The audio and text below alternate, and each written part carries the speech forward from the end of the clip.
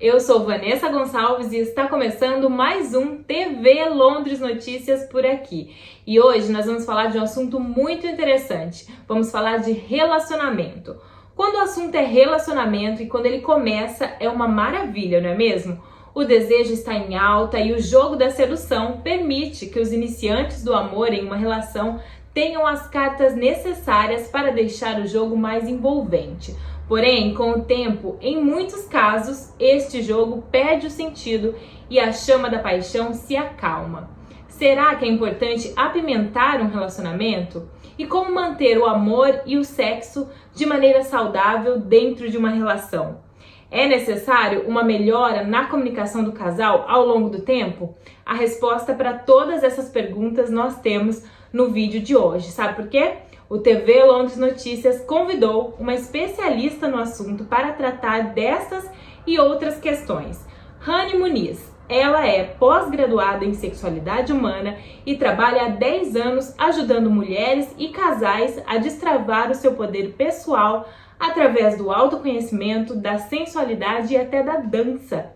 Nós vamos agora com uma entrevista online que ela concedeu para o nosso apresentador e jornalista Sandro Vitor. E ela está aqui hoje com a gente, Rani Muniz, para poder falar um pouco mais sobre esse assunto que a gente acabou de introduzir para vocês. Boa noite, Rani, tudo bom? Boa noite, tudo ótimo. Bem-vindo ao programa, é um prazer ter você aqui com a gente. Vamos lá. Eu que agradeço. Espero poder contribuir bastante aí com vocês hoje. Vamos lá, vamos chegar chegando, né? Vou pedir primeiro para você fazer uma apresentaçãozinha aqui para o público, dizer mais ou menos com o que você trabalha. Fala um pouquinho de você para o nosso público poder entender mais sobre a sua profissão, né? Como é que você ajuda esse monte de mulheres, e não só mulheres, né? Casais também, por favor. Então, eu me chamo Rani Muniz, sou mentora de mulheres, palestrante, trabalho com a parte de destravar do corpo da mulher, mas não só do corpo, vocês vão entender um pouco mais sobre isso hoje aqui no decorrer dessa entrevista. Eu sou treinadora comportamental e emocional, trabalho como terapeuta de relacionamentos com enfoque na mulher e no casal, no relacionamento a dois. Então, eu trabalho basicamente com o destravar, né, potencializar o poder pessoal para que essa mulher ou que esse homem, né, se sintam, tenham uma boa autoestima, tenham uma autoimagem não disfuncional, mas uma autoimagem ajustada com o que realmente eles querem ser, né? Porque muitas das vezes, no decorrer da nossa vida, no decorrer da nossa infância, a gente acaba sendo moldado pelas pessoas que criaram a gente, as pessoas que a gente teve a maior intimidade durante o nosso tempo, elas acabam moldando a nossa personalidade. Então, a gente vai entrando realmente a fundo para conhecer o passado dessa pessoa, para que ela entenda o passado dela, para que ela ressignifique algumas questões, para que, enfim, ela possa ter uma mentalidade, que ela possa construir um futuro. Então, eu sempre digo que passado resolvido, futuro decidido. Muitas das vezes, a gente precisa resolver algumas tretas para pagar alguns boletos que a gente tem no passado, isso para todas as áreas da nossa vida. Então, tudo é uma consequência. Às vezes, a gente não tem uma sexualidade bem resolvida, porque a gente tem alguma treta lá no passado que a gente precisa resolver. Então, quando a gente fala muito, por exemplo, na parte da sexualidade, muitos homens têm problemas com ejaculação precoce, têm problema porque eles não gostam muito do ato, né, de, por exemplo, trabalhar um sexo oral na parceira, porque eles tiveram algum trauma, alguma memória negativa na infância, na adolescência, e isso, de alguma forma, vai reverberar para as relações no geral. Isso tanto para o homem quanto para a mulher. Então, a gente vai fazer realmente ali vai vasculhar o passado, vai tentar entender como que a gente pode potencializar esse ser humano, não só o homem, não só a mulher, mas esse ser humano, para que ele realmente encontre as potencialidades dele e para que ele diagnostique também ele, o que ele tem como deficiência, como fraqueza, que, na minha opinião, não são pontos fracos, mas pontos de melhoria. E, a partir dali, ele vai começar a adquirir habilidades e competências para que ele possa realmente trabalhar e desenvolver, aprimorar todas as áreas da vida. Então, assim, eu trabalho não só nessa parte de desenvolvimento pessoal, mas eu trabalho também a partir da dança, do movimento. Então, a gente consegue diagnosticar, por exemplo, que uma mulher sofreu um abuso sexual se eu olhar para o corpo dela, Então, existem traços específicos e característicos de uma mulher que sofreu algum tipo de abuso. Então, na forma como ela anda, na forma como ela se movimenta, na lateralização do corpo, às vezes na própria conjuntura do corpo. Então, quando a gente vê que o quadril é muito travado, que a pelve é muito travada, que a linguagem corporal dela é muito fechada, então eu já consigo saber se ela sofreu algum tipo de abuso. E quando a gente fala em abuso, gente, existem 9 camadas de abuso. Não está só ligada à parte sexual. Às vezes ela pode ter passado por algum abuso emocional, algum bullying, algum abuso global mesmo, né? Do tipo, você tem que ser assim. Então, essa caixinha que a mídia, que a sociedade acaba colocando a gente ali naquela forma, vai deformando a gente. Porque vai fazendo com que a gente perca a nossa essência divina. Vai fazendo com que a gente desconstrua algo que, por natureza, deveria ser nosso. Então, eu vou ajudando esse ser humano a se reencontrar como um todo. E aí eu vou dando várias ferramentas que eu chamo de rotinas inteligentes. Okay. Então, eu vou estudando caso a caso. Então, por exemplo, quando vem um casal me procurar, eu tô com um problema que a minha mulher não quer dar. Eles já chegam assim, né? Sim. Tô com um problema no meu relacionamento, a minha mulher não quer dar. Normalmente, o homem, quando procura terapeuta, é por isso. A mulher não tá indo pro ato sexual e isso vai reverberar como um todo na relação deles. Sim. Só que a gente precisa entender que existe um botãozinho ali que precisa ser tocado ao longo do dia, que eu chamo de clitóris emocional, que a mulher precisa, ele precisa acionar esse clitóris emocional ao longo do dia, para que quando ele chegue à noite, o forninho já esteja aceso. E aí a gente vai encontrando nessas ferramentas para conseguir ali minimizar os problemas, entre aspas, né, gente? Porque para todo problema tem uma solução. Então a gente não tem que odiar o problema, a gente tem que amar o problema, porque junto do problema a gente vai se encontrando como pessoa, a gente vai conhecendo o outro, a vulnerabilidade, a gente vai conhecendo os pontos de melhoria dentro da relação. E a partir disso a gente vai conseguindo ser feliz em essência, né? Ok. E você falou desse forninho, né? Vamos pegar. Eu vou juntar 2 palavras aqui que você trouxe. A primeira é o destravar, né? E o segundo é esse forninho, esse botão que tem que ser apertado durante o dia. Nosso público aqui com certeza vai ficar pensando aqui, ela faz esse processo de ajudar com que eu destrave, tanto o homem quanto a mulher, né? Acho que você trabalha com os 2 públicos, você falou do casal, né? Como é que é esse processo de destravar? Você vai acompanhá-los com dicas, você vai fazer uma mentoria? Como é que é isso exatamente na prática? Diz pra gente aqui, para eu conseguir entender mais ou menos como é que funciona. Vamos supor que eu precise me destravar. O que você orienta? Qual seria a sua orientação? Para o público ficar bem, sabe, por dentro de como é que é esse processo. Porque tem muita gente que quer fazer esse processo, mas fica com aquele medo às vezes, né? Será que ela vai, sei lá, vai apertar um botão na minha cabeça aqui? Sei lá onde é que ela vai apertar esse botãozinho aí do dia para manter o forno aceso? Que será isso que ela está falando? Então explica pra gente, por favor. E quando a gente fala também de sexóloga, né? Porque para eu ser terapeuta eu preciso ser sexóloga antes. Sim. Então, quando a gente fala que é sexóloga, a pessoa já acha que ela vai me dar um vibrador, ou ela vai mandar eu fazer algo que seja muito, muito fora do que eu acredito que seja certo, errado, feio. Quase pornográfico, né? Pornográfico, né? Enfim.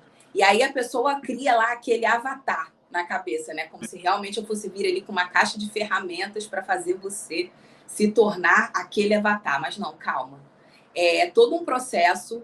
Então, assim, eu gosto sempre de dizer que dentro do processo da sexualidade existem 3 fases. A primeira fase é você se conhecer como indivíduo. Então, eu preciso me conhecer intimamente, intrinsecamente, até para saber o que eu quero, o que eu não quero, o que eu gosto, o que eu não gosto. E já de antemão, é bom vocês ficarem alertas, porque quando a gente não gosta ou rejeita algo, é ali que a gente precisa tratar. Porque quando eu tenho nojo, quando eu tenho asco, quando eu estou reprimindo, quando eu estou colocando e apontando o dedo para aquilo ali no outro, existe uma coisa que a gente chama de neurônio espelho. Então, se eu vejo no outro, é porque eu tenho em mim. Se é algo que eu estou repelindo demais, é porque é algo que eu preciso tratar em mim. Concordo. E isso eu não estou falando, gente, para vocês ficarem apavorados, nem neurados por conta disso, não. É mais, assim, uma autorreflexão. Por que eu tenho nojo disso? Por que isso me faz mal? Então, são todos esses questionamentos que eu vou fazer. É uma anamnese que a gente faz, né? Então, por exemplo, você veio para mim por indicação da sua esposa ou porque você realmente detectou que você precisa mudar algo. Aí eu vou fazer uma análise com você, uma anamnese. E aí eu vou perguntar como é que foi na sua primeira infância, como é que foi a sua primeira relação sexual, como que você se sente hoje, se você acredita que você é uma pessoa sexualmente bem resolvida. Porque quando a gente fala de sexualidade, a pessoa acha que é só o sexo, que é o ato em si. Mas é muito diferente. Existe o sexo, a sensualidade e a sexualidade. Então, o sexo é o ato, a dança, que acontece ali com duas pessoas. Então, precisa de uma outra pessoa. Isso eu não estou levando pro sexo masturbatório, nem pornográfico, não. Tá? Claro. Eu tô falando do sexo mesmo, do ato. Sim. Então, precisa de duas pessoas. Homem, homem, mulher, mulher ou mulher com homem. Isso independe de gênero. A sexualidade já é algo meu comigo mesma. Então, eu preciso me conhecer intimamente. Eu preciso conhecer o que eu gosto, o que eu não gosto, o que eu rejeito. Quais foram as experiências que eu tive ao longo da minha vida. E essas experiências também vão ser determinadas, o nosso meio vai determinar. Então, por exemplo, eu vou sofrer influência da minha religião, do meu pai, da minha mãe, do meu tutor, do meu mestre, de todas as influências que eu tive mesmo, das minhas experiências. Então, eu digo que tudo que eu vi, ouvi e senti. Então, às vezes, eu não fui abusada, mas próximo de mim teve alguém que sofreu um abuso. Então, isso de alguma forma pode reverberar para mim. Se aconteceu alguma situação na minha vida onde a minha mãe sofreu muito porque o meu pai traiu ela. Então, isso vai ter uma tendência a ter uma raizinha, uma pontinha disso vai reverberar em mim. Então, tudo isso vai criar uma memória de dor. E, principalmente, nós mulheres temos um corpo de dor muito grande, que vem da ancestralidade, né? Então, nós mulheres não podíamos nos tocar, nós mulheres não nos conhecíamos intimamente, porque era feio, errado, sujo, pecado. Então, o fato da gente não poder tocar na nossa perna, então fica de perna cruzada. Mulher não pode ficar aberta, mulher não pode se mostrar demais. O corpo acabava sendo um instrumento de intimidação e não de autoconhecimento, diferente do homem. Por isso que precisa ser feita uma anamnese individual. E depois a gente faz uma anamnese em conjunto. Então, o primeiro ponto sempre vai ser eu tratar o indivíduo, você. Depois ela e depois os dois, para eu entender o contexto da relação. E aí, voltando, na sexualidade, eu entendi, diagnostiquei tudo isso, aí eu venho para a terceira fase, que é o quê? O outro. Então, o outro também vai influenciar na minha vida. Eu digo que são as bagagens emocionais, a alfândega. Então, muitas das vezes, a gente fica ali, né, Traduz esse encantado pela barriga tanquinho. Traduz esse alfândega aí pra gente, por favor. Hã? Traduz esse alfândega aí, por favor. Desculpa te interromper. Alfândega, por exemplo, quando você vai entrar num outro país, você não tem que declarar o que você tem na bolsa. Ah, boa. Sim. Então é basicamente isso. A gente tem que saber o que o outro está trazendo de bagagem. Maravilhoso. Então, muitas das vezes, a gente está encantada ali com a barriga tanquinho, com sexo maravilhoso. A gente está encantado com o primeiro momento, com a máscara, né? Porque todo ser humano, gente, ele vai vir com uma máscara.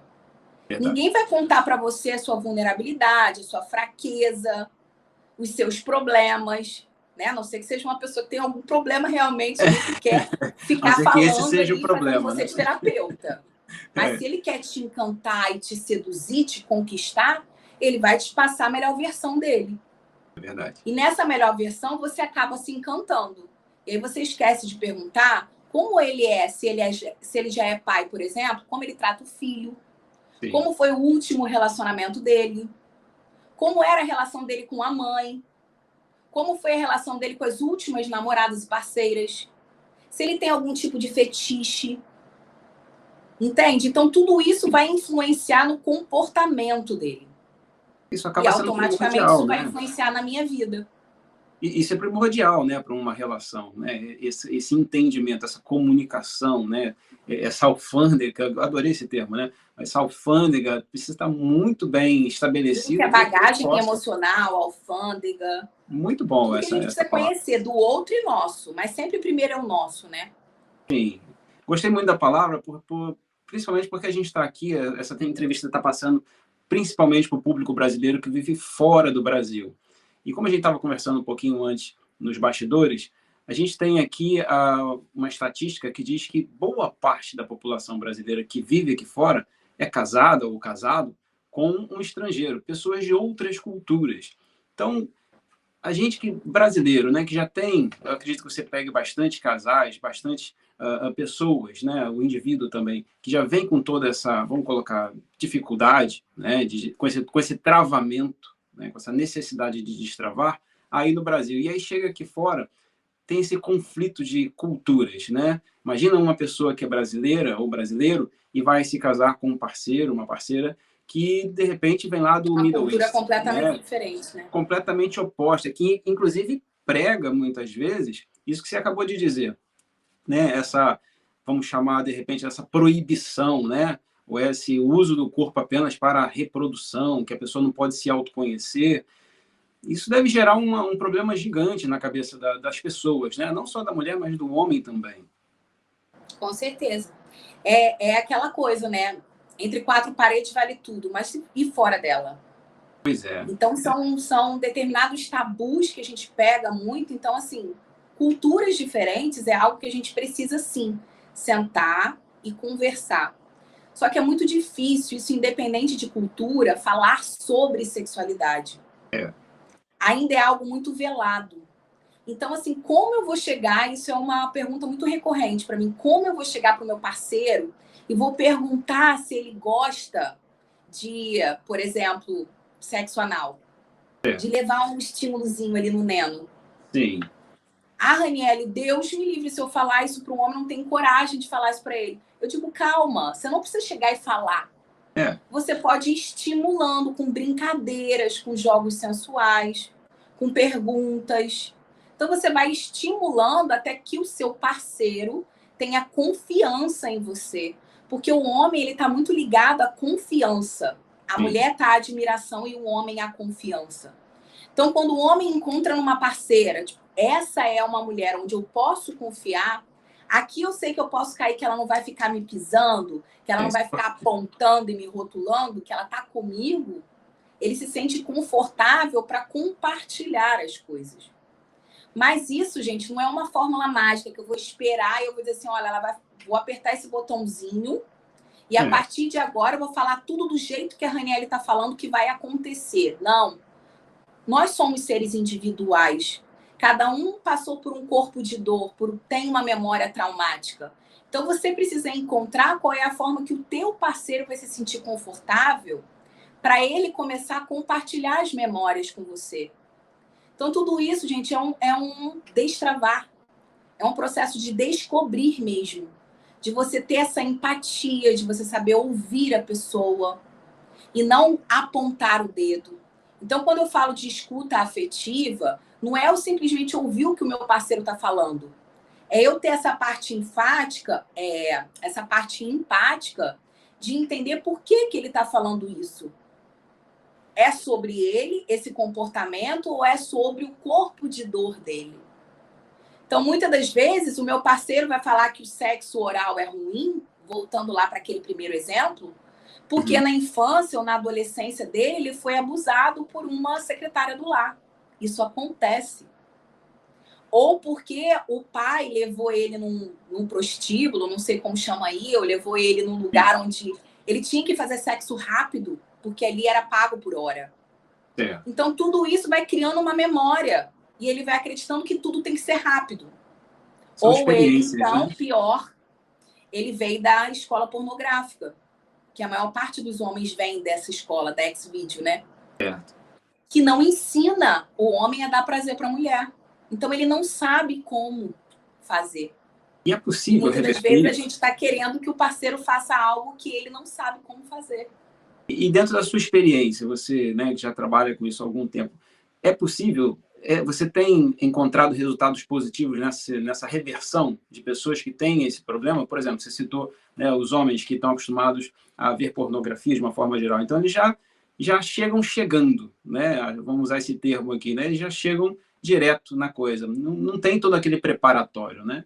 E existe alguma forma realmente de mostrar um resultado concreto para que essa pessoa que precise dessa ajuda, né? Dessa descoberta, desse destravamento, o resultado final, você encontra pessoas que realmente voltaram para você depois e falaram assim, olha, você resolveu a minha vida. Sim. O que acontece? A pornografia é um estímulo no cérebro. Uhum.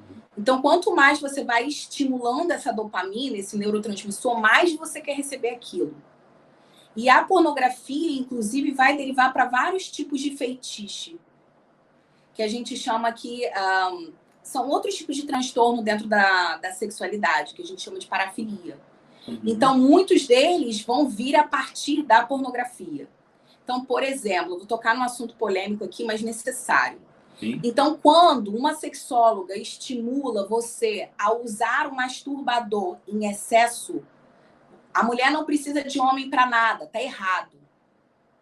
Tem que usar vibrador, porque se você se conhecer muito, se você se tocar muito, é mais fácil de você sentir prazer. Ok, tem sentido em partes. Mas é importante a gente salientar que eu preciso entender por que eu estou me estimulando. É para autoconhecimento? Beleza, é válido. Mas se for só para me satisfazer, porque o meu cérebro já está condicionado a esse hormônio, eu preciso de dopamina, eu preciso estar estimulado o tempo todo, ele já vai entrar como pornografia também. Perfeito. Então, por exemplo, para a gente poder trabalhar a pornografia, não tem como eu dizer para o homem, ó, para de assistir e a partir de hoje você está proibido. Um hábito nunca vai se desinstalar do nosso cérebro, porque eu entendi que isso está errado. Não, eu tenho que mudar, desinstalar esse hábito e substituir por outro. Então, nesse caso, o que eu vou estimular o parceiro? A entender, a começar esses processos de preliminar.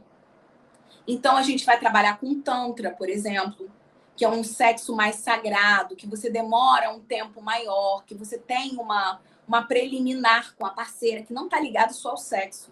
Está ligado ao toque, está ligado ao olfato gustativo, você sentir o gosto da pessoa, o toque, os estímulos do corpo.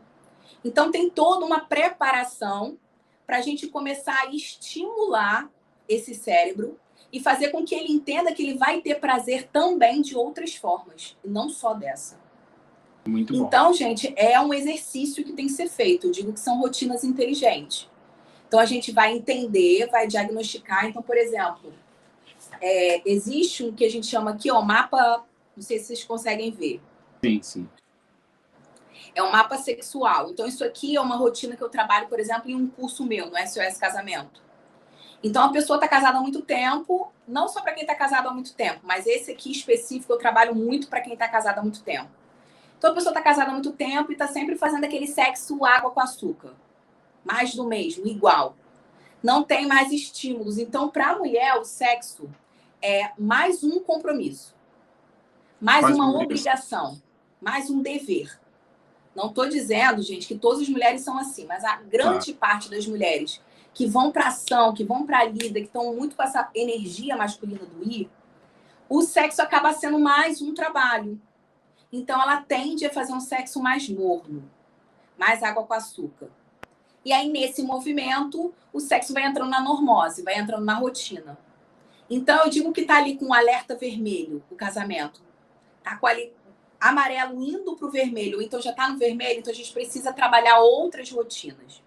Então, por exemplo, esse mapa erótico sexual, eu vou ensinar ela a encontrar as zonas erógenas nela, primárias e secundárias.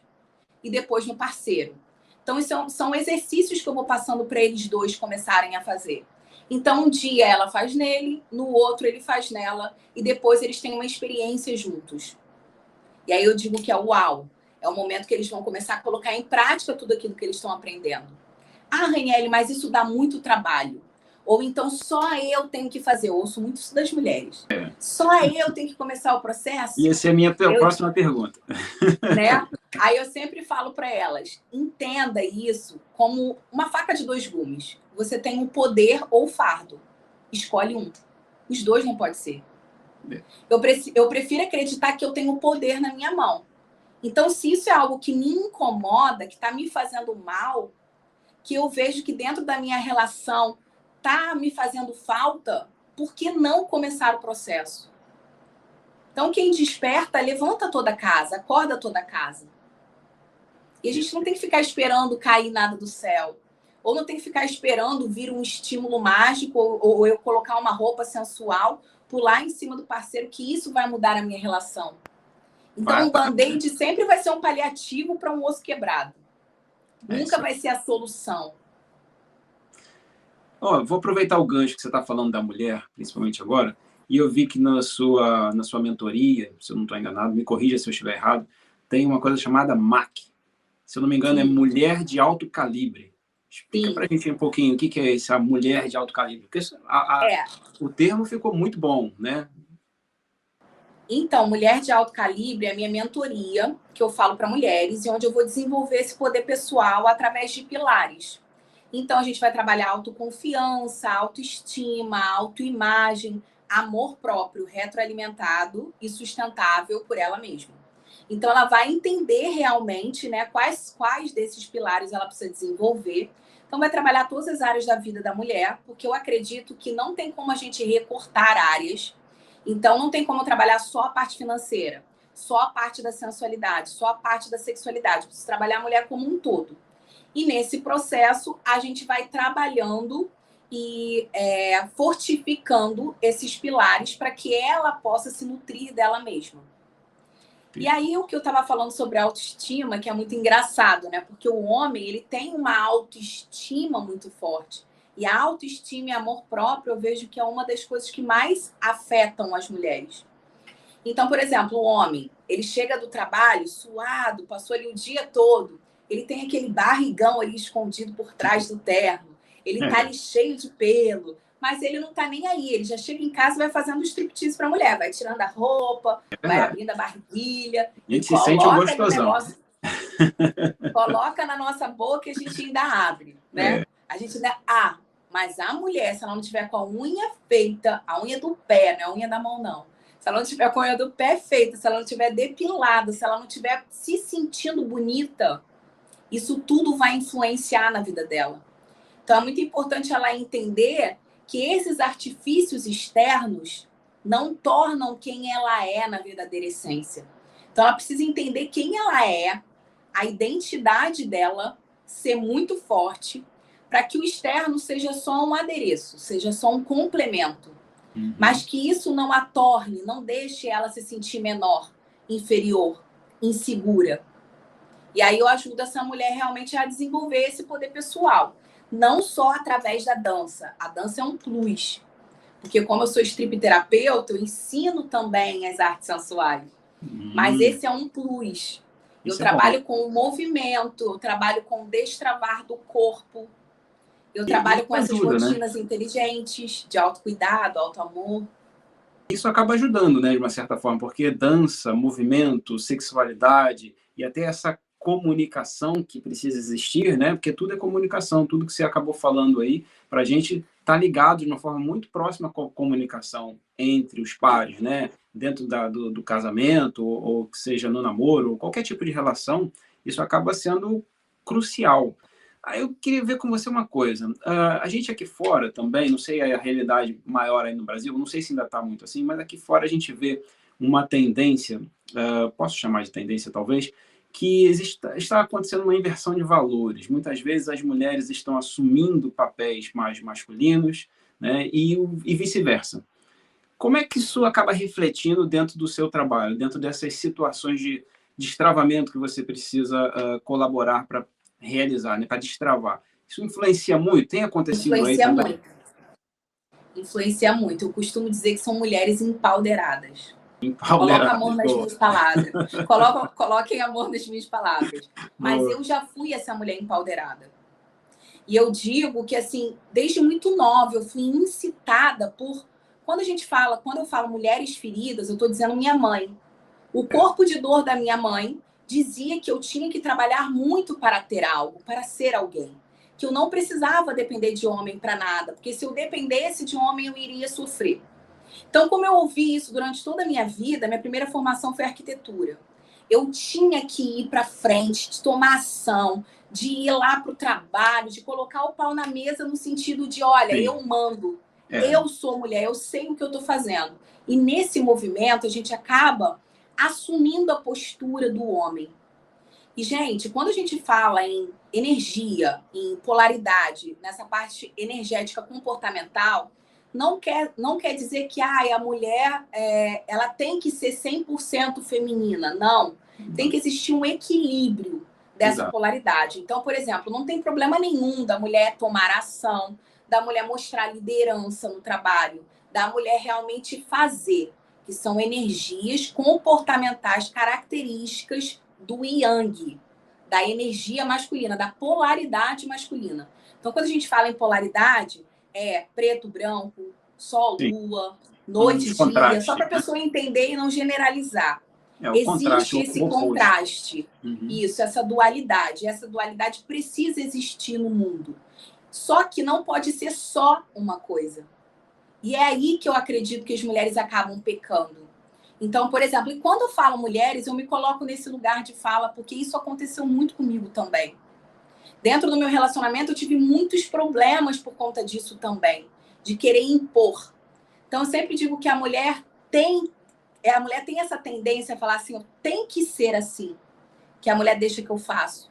Então, nesse movimento do deixa que eu faço, eu não dou tempo do outro fazer, porque eu quero que seja no meu time, na minha hora. E isso acaba despolarizando e desconectando dentro do relacionamento.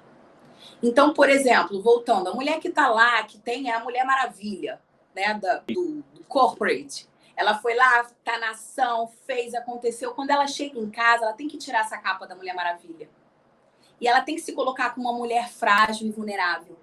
Ela tem que exercer as características femininas, que é o quê? O nutrir, o acolher, receber. Então, a mulher é tudo para dentro, ela recebe, ela tem o útero, ela gera, ela nutre. Então, é a gente realmente voltar para a nossa essência feminina. Falar mais baixo, ser mais branda, acolher, ouvir, ser sensual. Então, tudo isso está ligado à energia feminina. Então, quando eu chego em casa, o meu parceiro precisa ver que eu sou uma mulher vulnerável no sentido dele, vai me proteger, que é o papel dele masculino.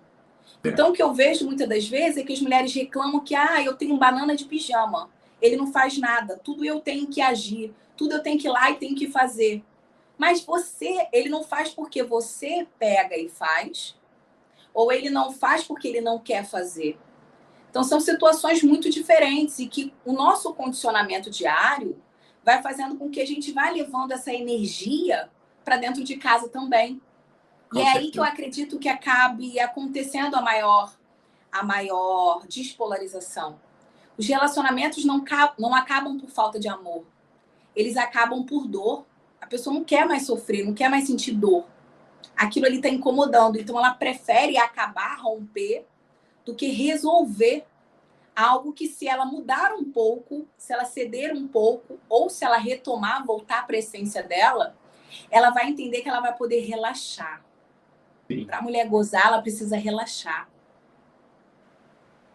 Não só para isso, então, né? Quando mas ela entende viver, isso, essa chavinha vira, acho que fica tudo mais fácil.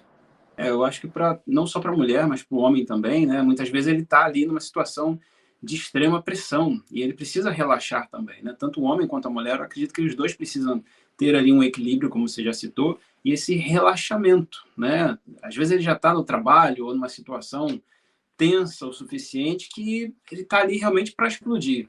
E se os dois estiverem nisso e, de repente, pelo menos, não permitir, um não ceder, para que, de repente, o outro possa relaxar, acho que aí, de repente, cria-se um vulcão, né? E a gente tem esse problema chegando dentro do relacionamento, de uma forma geral. Você vê muito isso ou eu estou falando besteira aqui? Muito, muito. E aí, volto a te dizer que, assim, para mim, dentro das minhas terapias, dentro do meu entendimento, trabalho com mulheres há 10 anos, a maior falta da mulher está na comunicação. Então, a gente fala muito.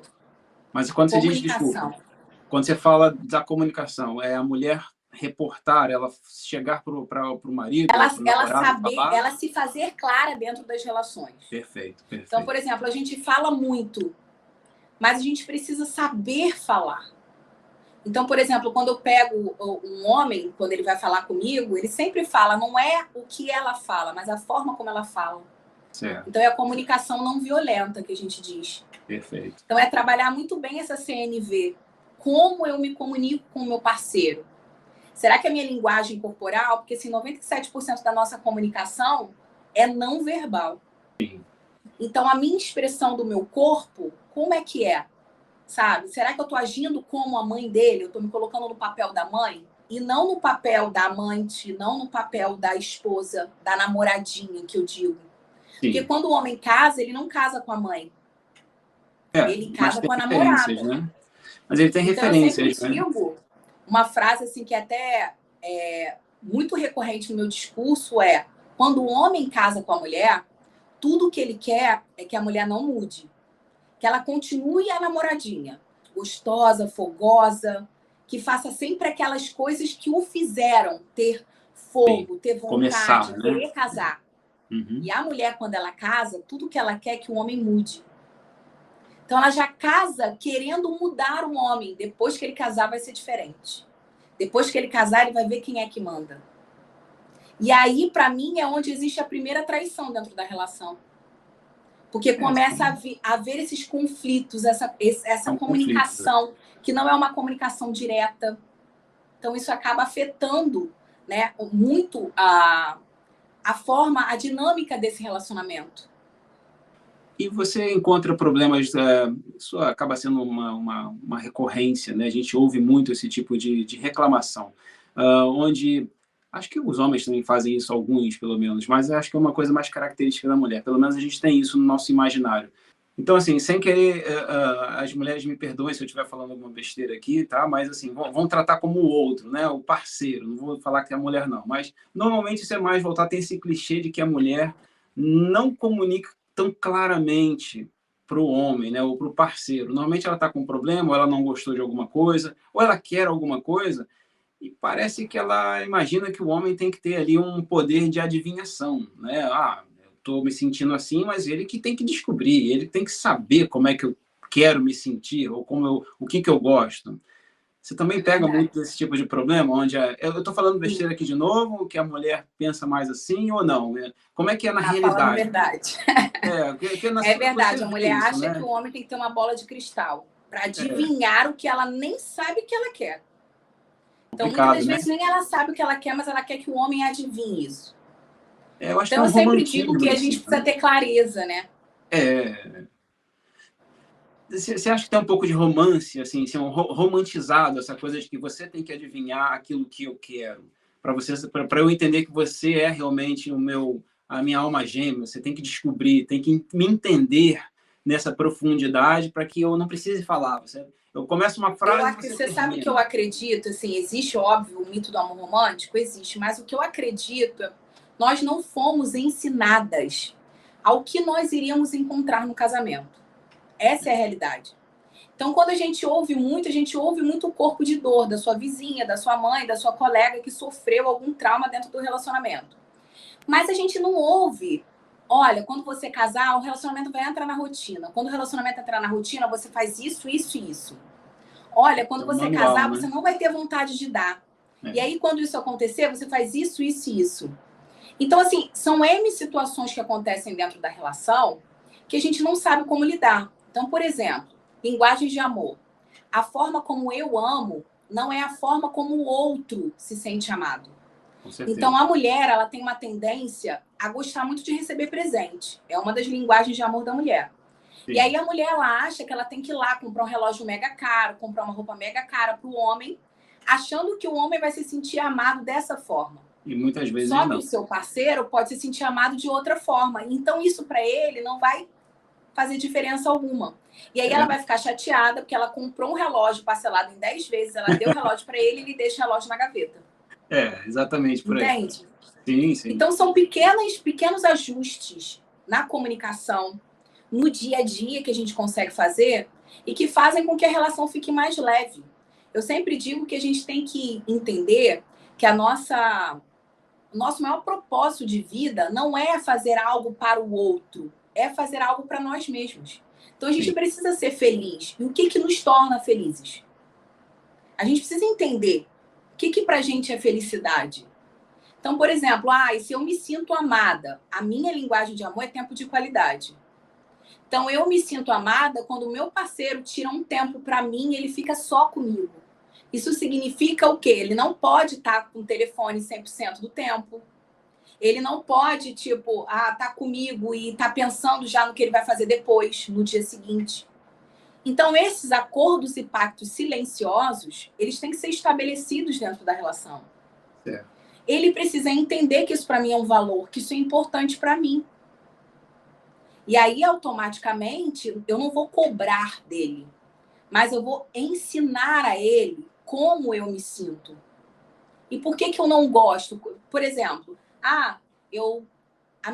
uma das minhas linguagens de amor é o tempo de qualidade. E aí, se ele estiver comigo, no tempo que ele está comigo, ele está o tempo todo no telefone, e ele vira para mim e fala assim, Raniele, mas eu estou com você. Eu vou virar para ele e vou falar, tudo bem, você está comigo, mas eu quero que você esteja 100% comigo. Tá de corpo, isso para mim comunica amor. Sim, e aí ele vai chegar para mim, vai voltar com o desculpa, vai voltar com a pergunta ou a resposta, e vai falar, amor, mas eu tô com um problema aqui no meu trabalho, eu preciso resolver. Aí eu preciso ter escuta afetiva, empatia de entender, ok, isso não é uma constante, isso não acontece sempre, isso está acontecendo agora, porque ele realmente está com um problema. Releva a situação. Só que a gente não sabe, a gente não aprendeu sobre isso. Então, muitas das vezes, a gente tem essa tendência egóica, né? De chegar e falar, não, ou tem que ser do meu jeito ou não é. E aí a gente acaba perdendo muito nessa relação, porque a gente não ganha com isso. A gente só perde. Quando a gente não sabe comunicar, falar, se expressar. Então, eu sempre digo que uma das minhas premissas não só dentro da mentoria de casais, mas dentro da mentoria da mulher, é desenvolver realmente esse capital erótico. E uma das pernas do capital erótico é ela saber trabalhar essa comunicação de forma assertiva e intencional. Então, eu sei o que eu quero comunicar. Perfeito. E eu sei, principalmente, a forma como o outro vai receber esse tipo de estímulo. Então, realmente é um estudo que você tem que fazer, né? É uma análise, para se conhecer. É quase que uma autoanálise e uma autoanálise da relação, né? E é difícil fazer isso, né? A pessoa que está ali já na relação, nesse jogo, vamos chamar assim, é muito difícil da pessoa conseguir fazer isso por conta própria. Claro que deve ter gente que consegue, mas normalmente eu acredito que precisa de uma pessoa de fora. É por isso que eu sou treinadora de emoções, entendeu? Maravilhoso. É você ativar isso, realmente você entender quais são os gatilhos que disparam determinadas emoções. Porque tudo é regido pela emoção. A gente desperta desejo. Sim. Tudo está ligado à emoção. Então, quando a gente não consegue dominar as nossas emoções, elas dominam a gente. É verdade. É um fator, né, determinante para que a gente possa viver melhor, é controlar, né, pelo menos saber lidar melhor com as nossas próprias emoções. E com a dos outros também, né? Mas acho que aí já é um segundo passo, né? Lidar com a dos outros. Primeiro com a nossa. Porque o do outro não está no nosso controle, né? A gente talvez precise ter ali um pouquinho de tolerância e tal, mas acho que primeiro a nossa casa, depois a casa dos outros. Com certeza. Rani, nosso tempo está acabando, a entrevista está ótima aqui e eu queria fechar com uma pergunta que eu tenho certeza que o público, né, com a chamada e tudo que a gente preparou aqui para essa entrevista, está se perguntando. Por favor, qual a importância para Rani, okay, para terapeuta, para pós-graduada em sexologia, não é isso? Sexologia humana. Isso. Qual a importância do sexo dentro de um relacionamento? É uma pergunta polêmica, mas necessária, né? Então, gente, o sexo, para mim, ele é o termômetro do relacionamento. Não existe intimidade, relacionamento, relação a dois sem sexo. Então, quando eu pego um casal, por exemplo, que diz para mim que tá fazendo sexo de 15 em 15 dias, opa, sinal vermelho. Essa relação tá disfuncional. Então, a gente precisa entender o que está acontecendo, qual foi a origem, em que momento eles se perderam. Isso pode vir da mulher ou pode vir do homem. Ou pode vir realmente da relação que entrou na rotina. Então, tudo isso é uma autoanálise que a pessoa tem que fazer. Ou ela tem que realmente contratar um terapeuta, fazer um processo de mentoria, uma terapia de casal para tentar entender o que aconteceu nesse processo. Então, por exemplo, é muito recorrente eu pegar uma mulher que acabou de ser mãe e ela está voltando toda a atenção dela para a maternidade. Não estou dizendo que está errado, mas antes da maternidade existe uma mulher. E Sim. Quais são as necessidades dessa mulher? Ah, Raniele, mas eu não tenho tanta vontade de fazer sexo como o homem. Ok, é muito compreensível, porque o homem é um ser biopsicossocial diferente da mulher. Claro. Mas, ao mesmo tempo, tá errado se você não tem vontade, se o teu corpo não tá vivo. Porque o sexo é um termômetro de que o nosso corpo tá vivo. Sim, que a gente sente tesão, que a gente sente desejo, que a gente sente vontade de ter intimidade com o nosso parceiro e até com a gente. Então, quando eu falo muito sobre o apimentar na cama,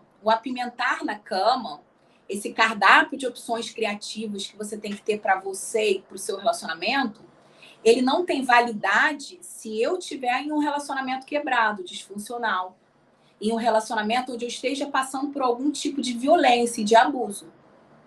Mas se não existe nada disso, só existe realmente o dia a dia, que está cansativo, que eu tenho muito estresse, que eu tenho muita rotina, que eu não durmo direito, que eu tenho sobrepeso, que eu estou tomando remédio demais.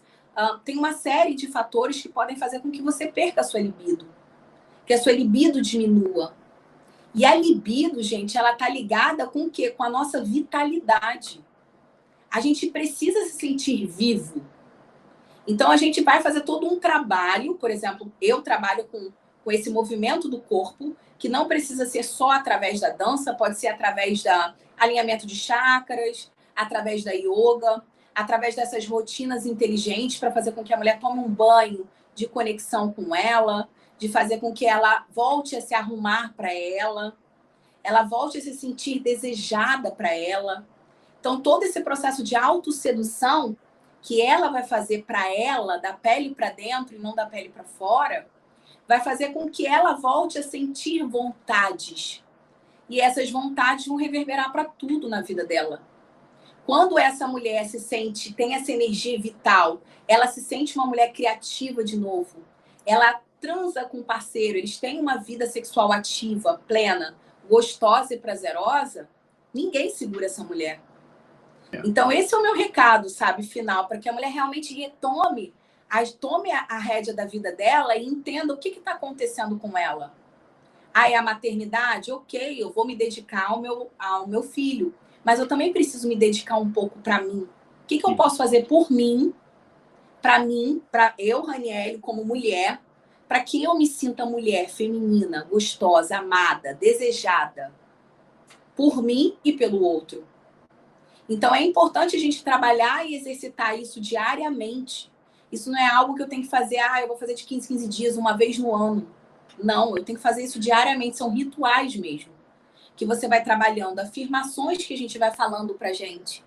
Porque a nossa língua, ela é pequena, mas ela tem um poder que você não tem noção. Ela pode te abençoar ou ela pode te maldizer. É verdade. Né? Trazer algo muito ruim para sua vida. Então, o que você anda falando para você todos os dias? Como você tem se tratado todos os dias? Com generosidade? Com gentileza? Ou não? Então, é a gente realmente se perdoar, a gente se amar, a gente se respeitar e se acolher. Tá tudo bem, nós só somos o que somos porque passamos pelo que passamos. Então, a gente entender esse poder da sexualidade, da sensualidade que está ligada à minha energia, não tem nada a ver com o outro. E aí, a partir disso, eu tomo essas ferramentas para mim e me sinto uma mulher poderosa na minha verdade, na minha essência. Maravilha.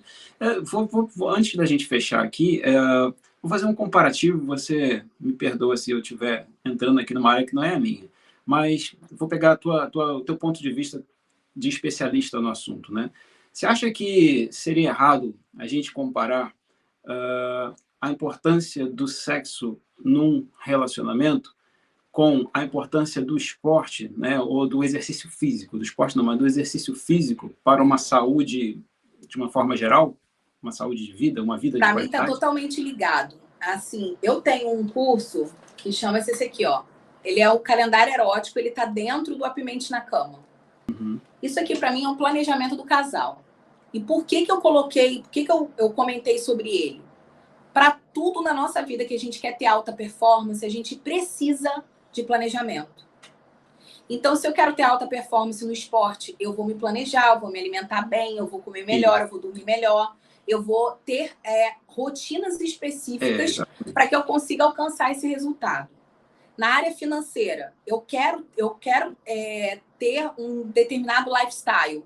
Eu vou ter que me programar, eu vou ter que ter uma mentalidade, eu vou ter que empreender, eu vou ter que investir em mim, para que eu possa ter aquilo que eu quero ser. Então, antes de ter, a gente precisa ser. Isso é algo que a gente precisa ficar muito sob alerta. E por que no relacionamento a dois a gente não tira um tempo para investir nisso? Se planejar. Então, a gente espera ao acaso, a vontade que eu vou ter de colocar uma roupa sensual e fazer uma dança pro meu parceiro. A vontade que eu vou ter de hoje sair para transar num lugar diferente. A vontade que eu vou ter de preparar uma surpresa, porque hoje é o dia do nosso casamento. Hoje é um dia importante pra gente. Então, tudo precisa de planejamento. Para mim, a chave de tudo está no planejamento. Quanto mais eu me programo, quanto mais eu estimulo o meu cérebro a pensar sobre aquilo, quanto mais eu estimulo o meu corpo, maior vai ser a tendência com que eu tenha êxito naquela área da minha vida que eu estou focando. Então, se hoje eu estou com um problema dentro do meu relacionamento, eu preciso focar nele. Então, quais são as medidas que eu preciso ter para que o meu relacionamento seja um relacionamento que vai me fazer feliz? E aí eu começo a planejar ele. Uma vez por semana, noite do casal, WhatsApp da sacanagem. Vou comprar um brinquedinho para poder estimular essa relação. Vou sair da rotina, então uma vez por semana a gente vai fazer algo em um lugar diferente. Sem criança, sem ninguém, só eu com ele. Então, eu entendo que quanto mais eu planejo, maior vai ser o meu nível de intimidade com o meu parceiro. E a consequência disso vai ser uma sexualidade plena e um relacionamento maravilhoso. Perfeito. E não necessariamente isso tudo, desse calendário, vamos chamar assim, né, desse planejamento, é sexo. Muitas vezes é algo que vai só preparar ali. Mas na realidade, eu digo que esse calendário, eles são 52 semanas de amor.